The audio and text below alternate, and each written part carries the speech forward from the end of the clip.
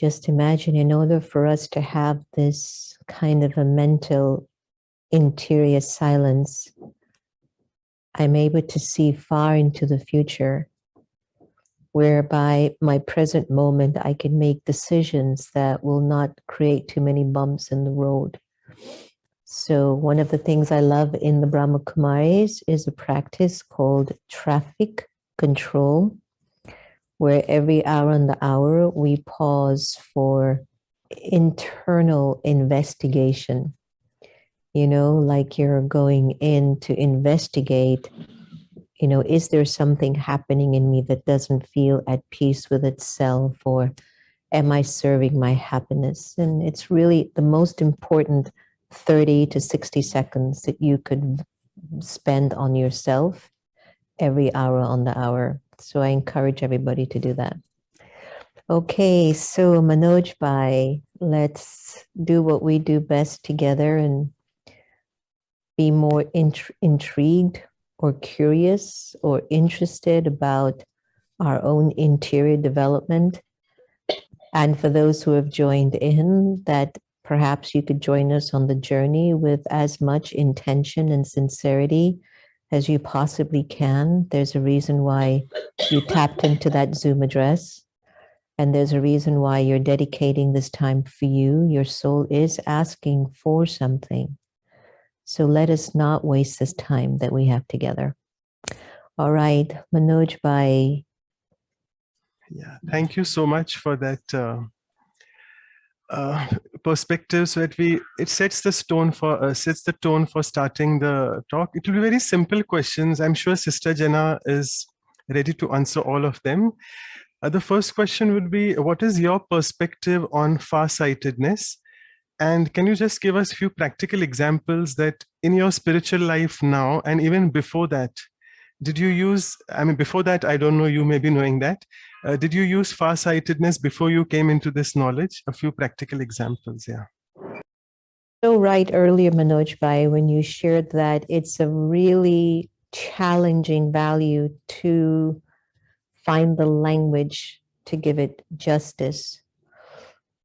Let me see if I can try.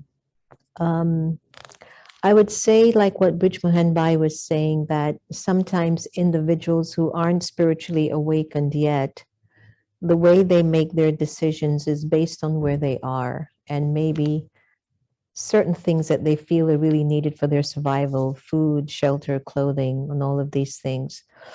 But sometimes when you have turned on the switch of your spiritual awakening, which is you want to be more in tune with feeling at ease and pure at heart with everything that you decide to do, then when you make a decision based on that experience of purity, then the results are generally always different. You will still get food, shelter, and clothing, but the return of it at a soul level would be different. So before I came into my spiritual awakening, I've had an interesting journey. You know, my father is Indian, my mother's African. I'm raised in the United States of America. In a way, there's farsightedness there already because I've broken through so many limits. You know, I'm not just Indian, I'm not just African, and I'm not just American. Get it? So when I see the world, it is different. It's my upbringing. I saw my father practicing his Hinduism, so that looked good and interesting. Then I saw my mother doing Roman Catholic rituals or, you know, of the church, and I went, that was interesting. And then I had my own sanskaras, my own karmic journey, my own story in me. And just imagine when somebody with my kind of an experience looks through these eyes, the soul looks through these eyes, listens, speaks, makes choices. Where it comes from is already a more broader perspective of things. But even though that's physical, it still has also some connection to something subtle, that there are values that I've taken from my Indian culture, there are values that I've taken from my Western culture, and then they're just the values that I've been traveling with karmically for birth after birth. So when I look at farsightedness, I'm actually feeling more it is connected to your power of intuition. Some people look at intuition as a psychic phenomena, but intuition is actually connected to the purity of the soul's personality, where that intuition has a deep sense of self-trust, that intuition has a deep connection to God, that intuition has a deep sense of experience, and that intuition has a deep sense of faith. And in that energy, there is something that is mystical. It's like magical. It is automatic that a situation, a circumstance will appear in your life. And when you recognize that you have to make the decision, there are two places that you can go. Go to the limit of your personality. Do I get money? Do I lose money? This person, that person, do they talk to me, not talk to me? Am I going to get? That's fine.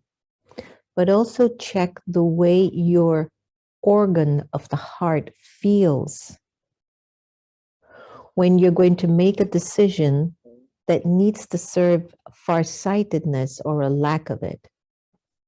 If you ever find yourself ever making a decision and your heart is racing, I would suggest don't do it. Not right then and there. Pull back a little bit. Hold off. Because there's a struggle between the limited part of your capacity, means there are certain things that are recorded in you that you're still not certain of. There is self-doubt. You don't think you have enough. You don't know if you think you're going to make it. And that energy has its own force. It's also recorded in sanskaras. In the Western psychology, we call it subconscious.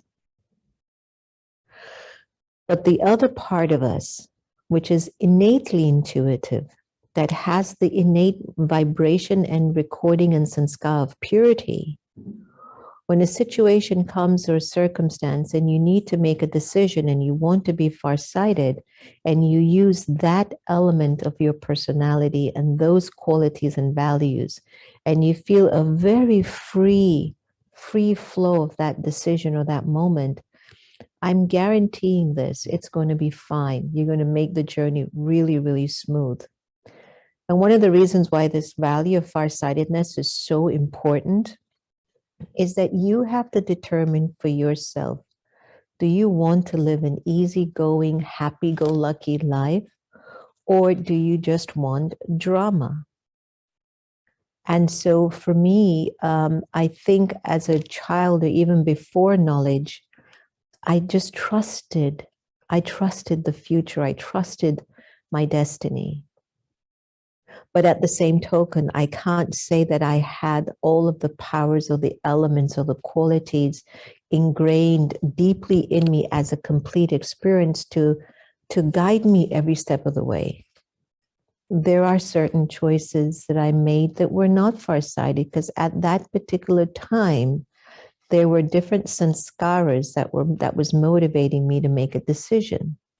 Now you can have farsightedness for 5 days, for 1 month, and some farsightedness need like instant results. Like if I don't do this, I don't know how we're going to get to the next stage. So, you know, there's an art in understanding. As Brij Mahan Baiji was saying, you also need to apply the power to discern in order to recognize that, okay, at this time, my farsightedness will only be for 5 days because I have to get the money to pay the bill. But after this, or as I'm going to this, I have to break the pattern of me getting myself in these positions. See, that farsightedness will come in a way to show you maybe what you're not doing right, that is creating such obstacles for you to be in this position.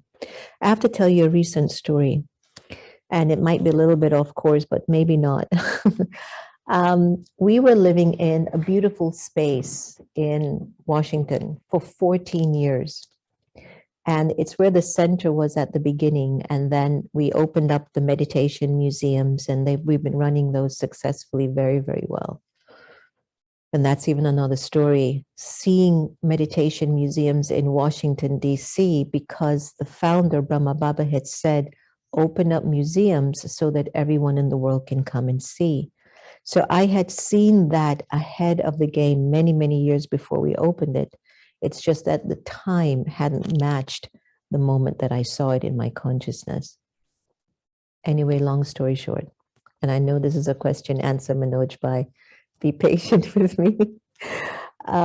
We're living in this place for 14 years.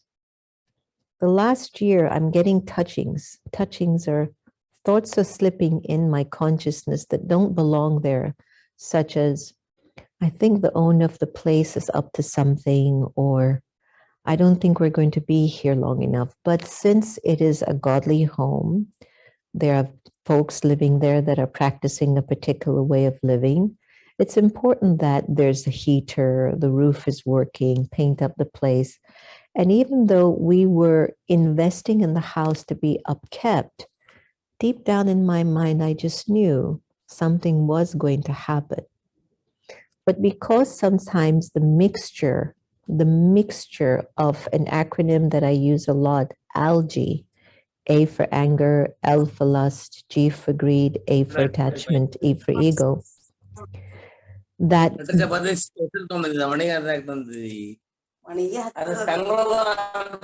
Anu sister, if you can just mute all of them. Sorry for that. Sorry, you are muted now, Sister Jenna. Sorry. You have I'm to not unmute. muted. Yeah. Okay.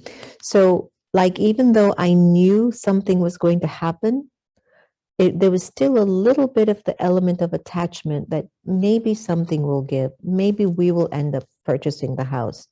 Long story short, I get a call in February. You have less than 2 months to move out. And deep down, I go, I knew that. I knew that.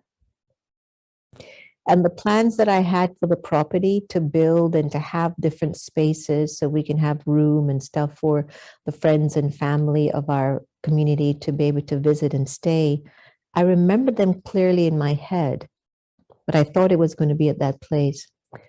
Anyway, in 4 days, everybody, we found a wonderful, wonderful property just 20 minutes from where we were.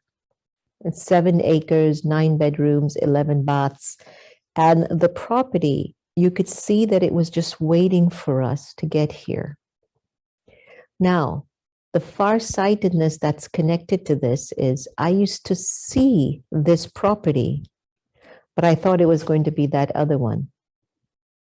So how does the farsightedness work?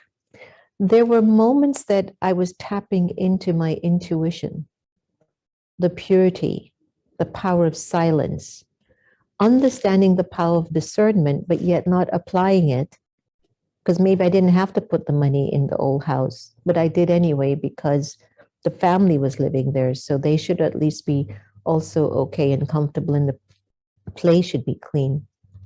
But I remember that when we got to this new property, what I had seen years ago actually happened. And within 4 days, we found a place. And within 3 weeks, we raised half of the money to purchase the property. And I could just see it. And what I meant by saying I could see it, there was no doubt or self-doubt or questions coming in my way to block the energy needed to make this an easy transition. So, in essence, farsightedness is tapping into the power of your pure intuition. And when you apply pure intuition in everything you choose to do, you will find that the path will be easy. When there's a mixture of your pure intuition and the sanskars of algae influence some of your thoughts or decisions, then it's as if you feel there's an obstacle. There'll be a tug of war. Your heart will race. You feel a little bit afraid, insecure. Then I tell you, hold back a little bit. Try to see if you can get some quiet moments and go not into what is just the immediate decision to make. That is there. But at the same token, see if you can balance it out more than anything else with the energy of intention that will be required to help you to make it a smoother transition for you. So Manoj, I hope that helped. I know that's a long-winded response to your simple question, but it is such a great value and it's such a great topic that I almost feel like I could speak for days upon days about this one. Yes, that's perfect. That's the divine drama plan. I wanted you to speak more and you went on and on. That's perfect for the answers. So no worries. And actually my questions would be just one liner, but you really have to expand them. It's fantastic. And my second question was actually about how the Washington DC Center, I mean, you went into that. So you already went to, I mean, you covered that. So that's fantastic. Another question which you also have covered, actually quite a few questions you have covered, but I'll just take it for the sake of the benefit of the participants. You mentioned about algae, and I like this term which you use because it's something scientific. Algae, it's easier to know the vices in that form. And I remember your shows with Sister Shivani on the Awakening with Brahma Kumari. Sorry, with Sister, not Shivani, Kanupriya sister, Kanupriya. who's, yeah, the soul is not there anymore. She left in COVID. So what are the factors apart from algae is a big thing. Algae means the vices which Sister Jenna mentioned, but what are the factors which block my farsightedness and how can I get rid of those factors? Question. I would say that it has become blocked because of a long period of time. This morning when I woke up and I was telling you that I was just having this very strong feeling, there's something new. I need something new percolating inside of Atma. I'm okay with the person that I've become. I'm happy with the fact that every single day of my life, I'm in service to mankind and I'm not focusing just on me or I or mine. I love that my karmas are like this, and yet still, I need something new because even that can become a comfort zone.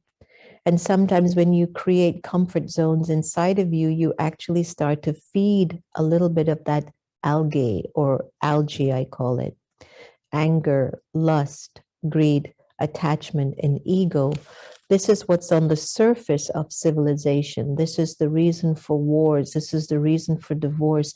This is the reason that even though there are arranged marriages, horoscopes are compatible, families like each other, when those two people come together, they recognize that the sanskars, which is a very subtle, deep, deep energy, of the soul traveling for many, many births, when it comes together, it doesn't necessarily mean it's going to work out completely.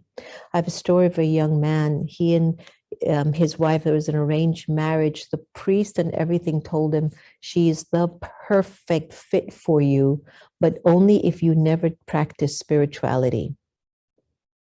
Long story short, he ends up with a whole movement of spiritual people, and his marriage completely breaks apart. Now, that's a complex story because, in some sense, he's actually told she's perfect for you, but you cannot go into anything spiritual. But he ends up into a spiritual path with a guru, with a complete movement, and it completely changes the interpretation of the marriage. How come that wasn't told in his horoscope that you will enter into something spiritual and your marriage will come to an end? He never told him that. He just told him, but you must not enter into something spiritual. But on his journey, he had to do it. So I think that when we look at the whole energy of algae, is this something that is carrying in the sanskars of souls for birth after birth? And I'm going to give you a very simple test right now.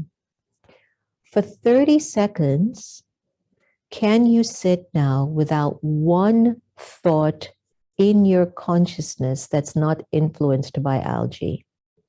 Which means, can you sit there and not have a single waste thought or feeling for 30 seconds?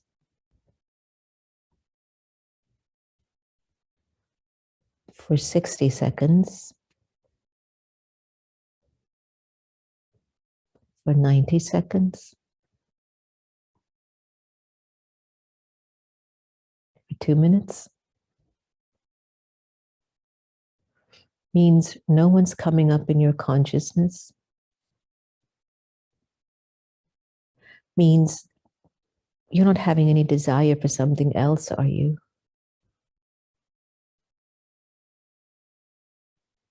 Means, are you split, doing 10 things at once?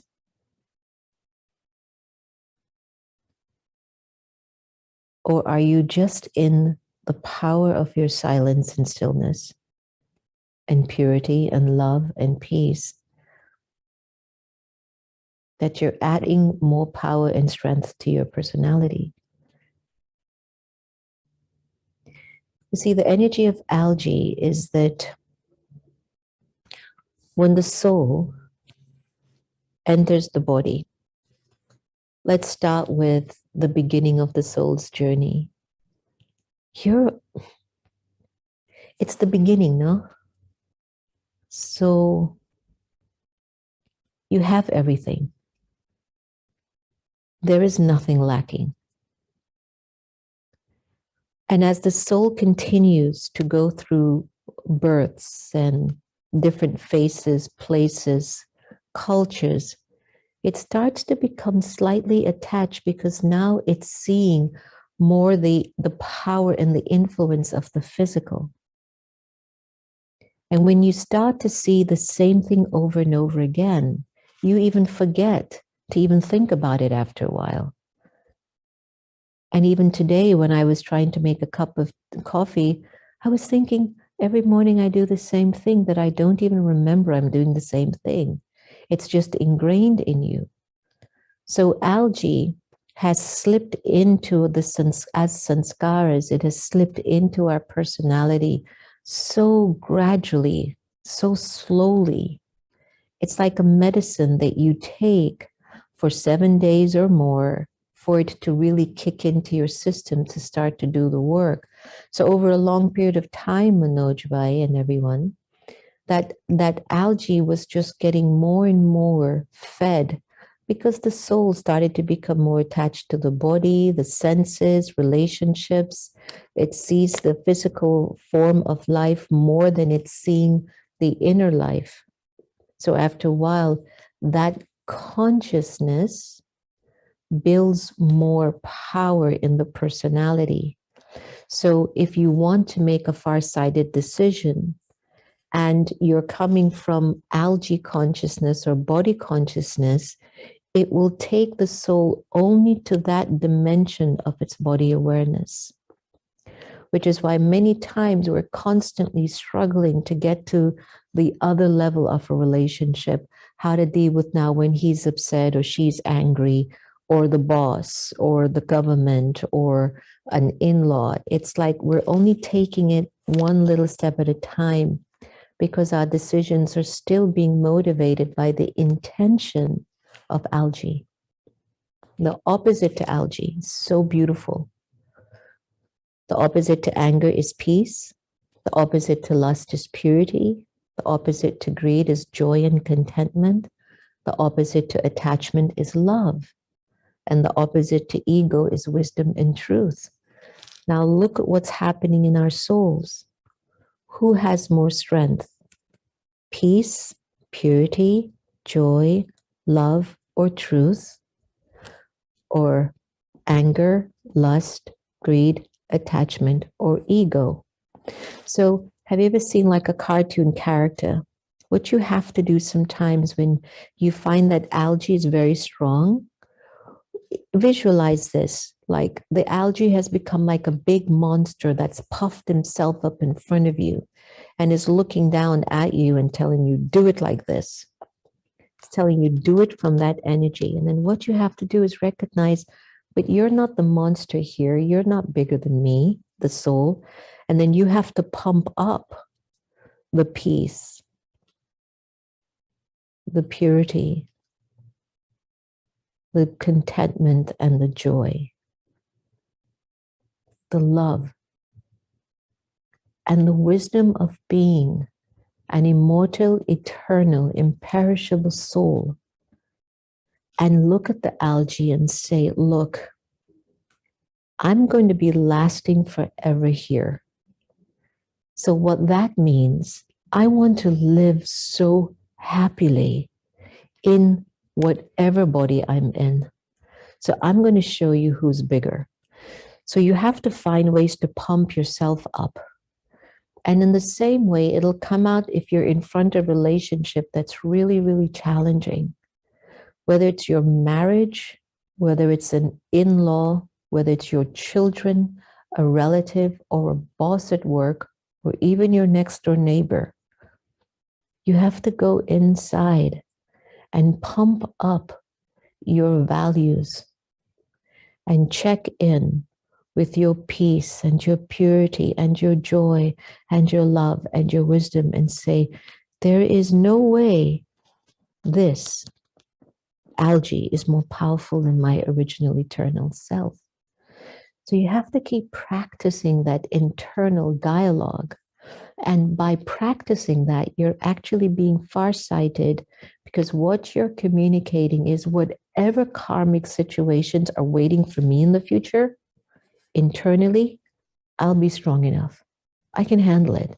I don't want to deal with it, but I will handle it, because this soul conscious or spiritual idea of yourself is far stronger than the part of you that you've gotten so attached to or accustomed to, which is so limited in scope.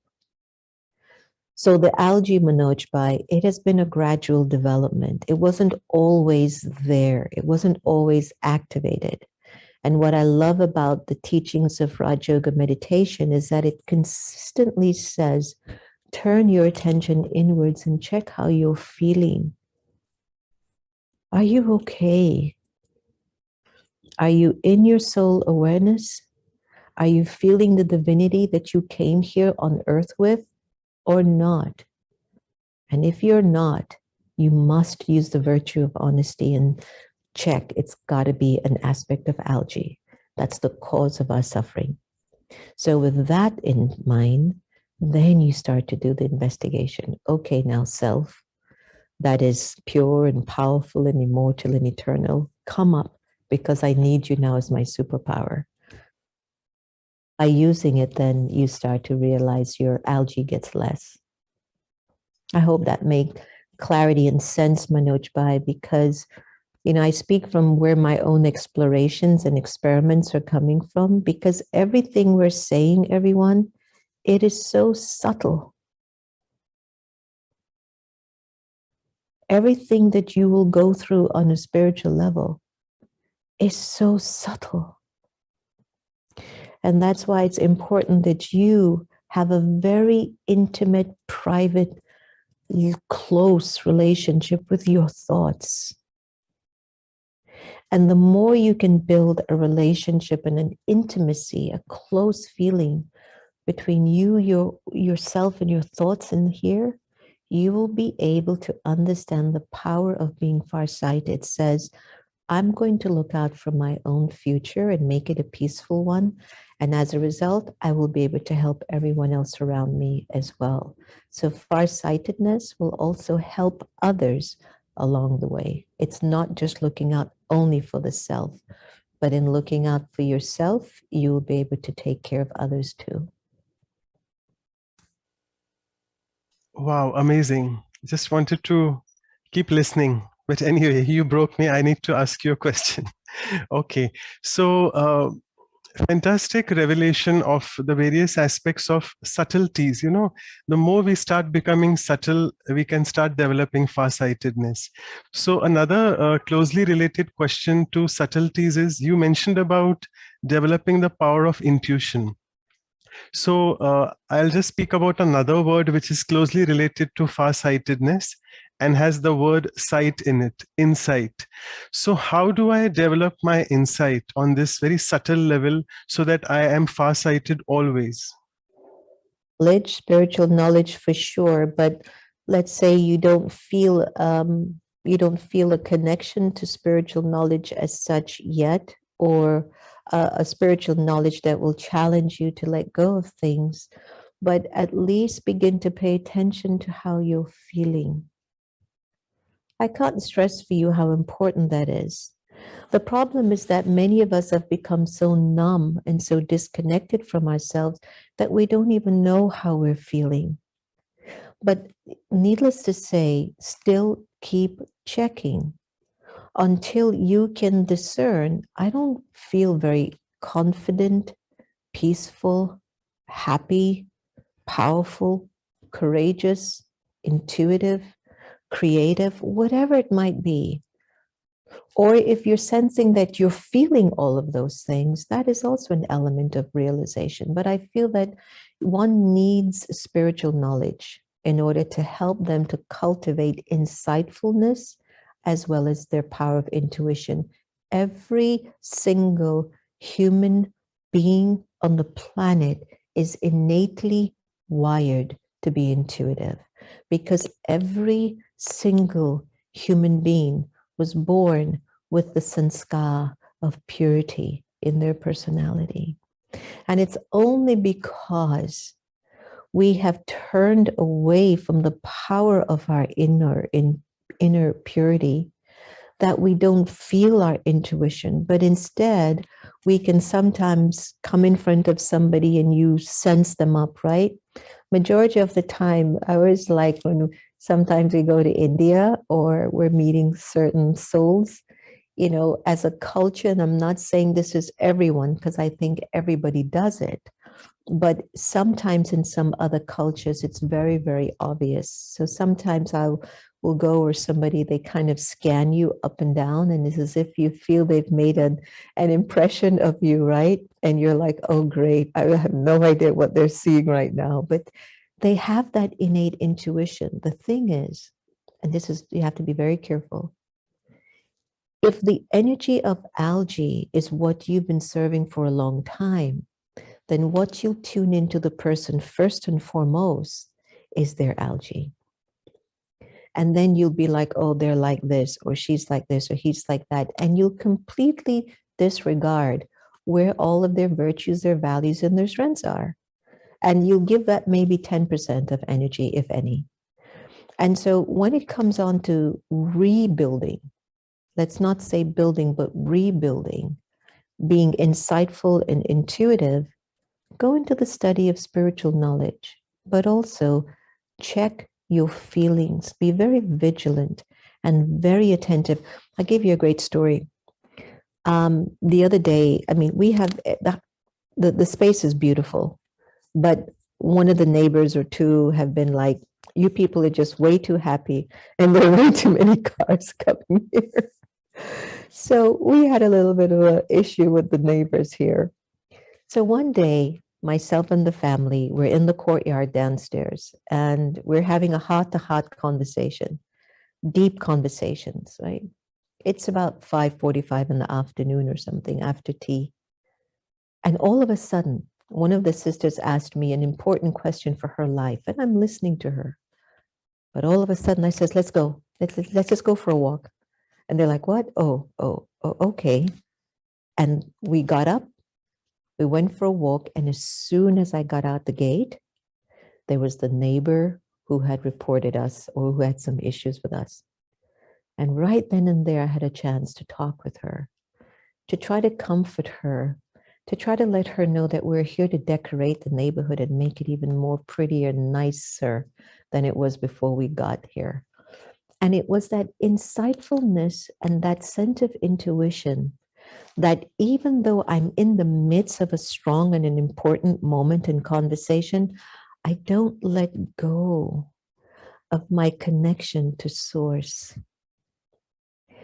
So whenever you have a consistent connection to God, Baba, Allah, Jehovah, Khuda, Bhagwan, Lord, Master, whatever's the language that comforts your consciousness to make God to be a very important relationship in your life. I call God Baba. I'm not letting go of Baba, even though I'm sitting in a room of people having a conversation. It's like he's my shadow, he's everything. And ever so often, he just distracts you. He takes you somewhere else. So in that moment, he told me, go there. They're coming. And it's my intuition and my insightfulness, but my paying attention to how I'm feeling, because when the thought came, it was such a strong feeling that it took my attention there. And I went, I have to listen to what Baba's saying. And the moment we came out and that woman showed up and we ended up walking down the neighborhood and back, the family that was with me, there was like, how did you know? Baba. You see, insightfulness and intuition will be strengthened when you are consistent in, let's say, for me, spiritual knowledge, which is taught by the Brahma Kumaris, but also having a very intimate, close relationship with God. And why intimacy is so important is that every human being wants to feel closeness to another person. And the reason why, I don't know much about all the cultures, but in many cultures, human beings are going from one partner to another partner to another partner. And they're searching actually for intimacy, a sense of safety, trust, wisdom, growth. And if you're farsighted, knowledge will definitely teach you that the ultimate sense of intimacy will come when the soul accepts and commits to having a relationship with Baba, with the source, with God. And from that experience, then your intuition and your insightfulness is so alert. It is so sensitive. You could be at a party and you can just feel the call of someone else. Another story I'll tell you.